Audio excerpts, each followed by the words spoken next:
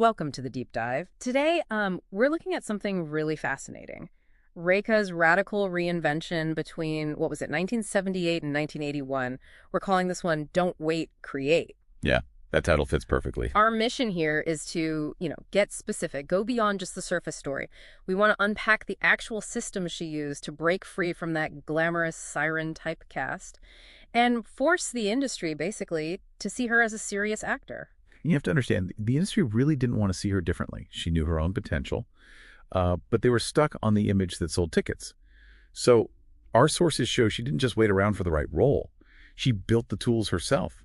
She created the opportunities they wouldn't give her. Right. And that building started, interestingly, with her physical self. Not just vanity, but as a core resource for her acting. We're talking a complete overhaul, intense physical training, a whole new diet. She turned her home into a personal development lab. Exactly. And what really jumped out was how scientific she was about it. Not just relying on makeup artists. She actually studied skincare, studied fitness, the science behind it. It wasn't just about looking good. It was control. Okay, tell me more about that control aspect. Why study dermatology? How does that connect to acting, really? Well, think about it. It reduces dependency, right? Yeah. If she understands the science for her own skin, her own fitness, she needs less external help. Less time relying on studio lighting tricks or makeup teams. She owned her image from the ground up, which meant, more time focusing on the actual performance. That kind of autonomy for a female star, back then, pretty much unheard of. Okay, wow. So that's the physical foundation. But that was just sort of part one. The deeper shift was intellectual, artistic. This is where her ambition really becomes clear. Absolutely. The sources talk about intense work with dialogue coaches, refining her speech, her diction, but then she went further. Things you wouldn't expect, like rigorous training in classical dance, very demanding stuff. And the Urdu poetry, learning classical Urdu poetry specifically for Umar Jan, it's genuinely kind of staggering, isn't it? Going from a glamour image to that level of academic and linguistic work. Was that sustainable, though? Or just a crazy 3-year push? Well, that's the key. It wasn't a stunt. It was building a system.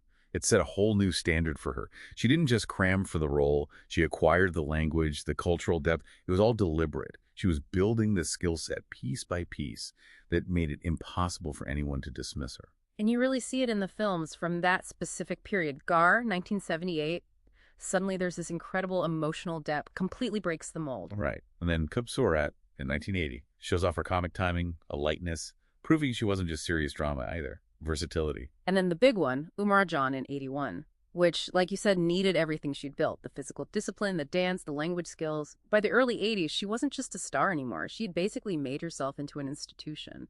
Self-made. Exactly. And if there's one big takeaway from the sources for you listening, it's this.